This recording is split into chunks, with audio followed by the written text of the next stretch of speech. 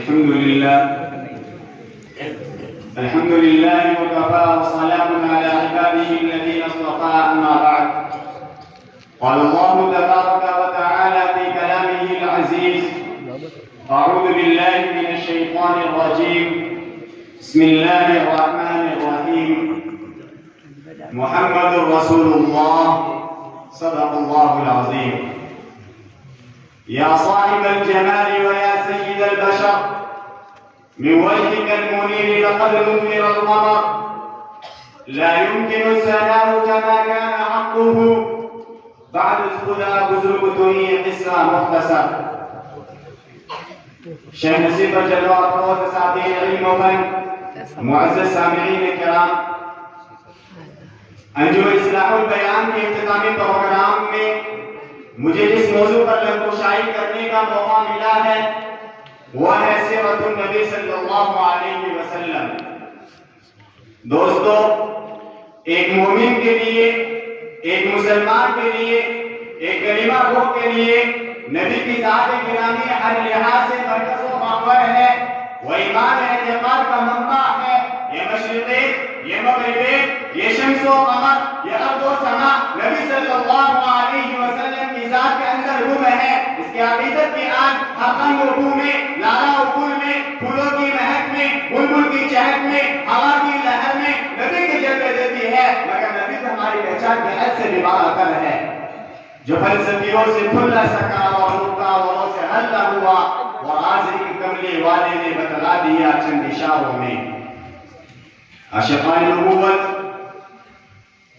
اماں صدیقہ، پیغمبر کی رفیقہ، ازواج میں لئیقہ، اخلاق میں خلیقہ، حبیب خدا کی حبیبہ، شان میں عجیبہ، باب نبوت کی اندلیبہ.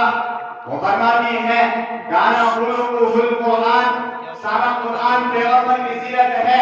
ہمارا عقیدہ ہے قرآن سورت ہے، آقا سیرت ہے، قرآن علم ہے، آقا عمل ہے، قرآن خاموش ہے، آقا بولتا ہوا قرآن ہے. تو مجھے کہنے دیجئے اطراف اجالا ہمارا نبی، رحمت رب تعالی ہمارا نبی، جس کا بولنے میں کوئی ساری نہیں، حجت سے نرالا ہمارا نبی. آپ ایک کوثر پیے گا کس لیے؟ ہم کو دے گا پیالہ ہمارا نبی.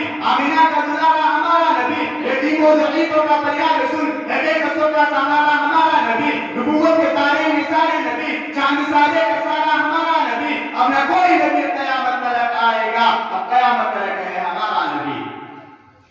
سہنے چمن کو اپنی بہاروں پہ ناز تھا، سہنے چمن کو اپنی بہاروں پہ ناز تھا. وہ آ گئے تو ساری بہاروں پہ چھا گئے.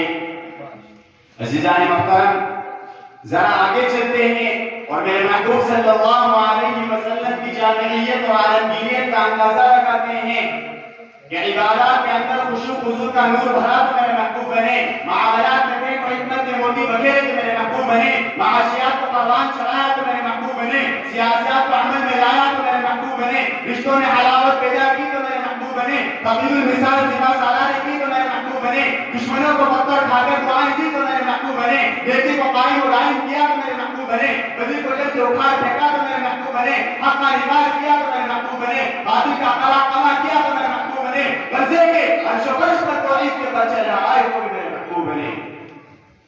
عزیزان محترم، میرے محبوب کا مقام و مرتبہ اتنا بلند و بالا ہے کہ خالق کائنات خود فرماتے ہیں میرے حبیب تو قدم اٹھا میں سنت بنا دوں گا، تو گفتگو کرے گا میں حدیث بنا دوں گا، تو عمل کرے گا میں شریعت بنا دوں گا، میرے نکاح میں جو عورت آئے گی ام المؤمنین بنا دوں گا، میرے گھر جو بچہ پیدا ہوگا آج رسول بنا دوں گا، تو ہاں کرے گا حلال کر دوں گا، تو نہ کرے گا حرام کر دوں گا. میرے محبوب تو کالی کالی ظلمت چہرے پر ڈالے گا، میں رات بنا دوں گا، تو ظلمت ہٹائے گا میں دن بنا دوں گا. میرے محبوب تو غصے میں آئے گا میں جہنم بنا دوں گا، تو راضی ہوگا میں جنت بنا دوں گا.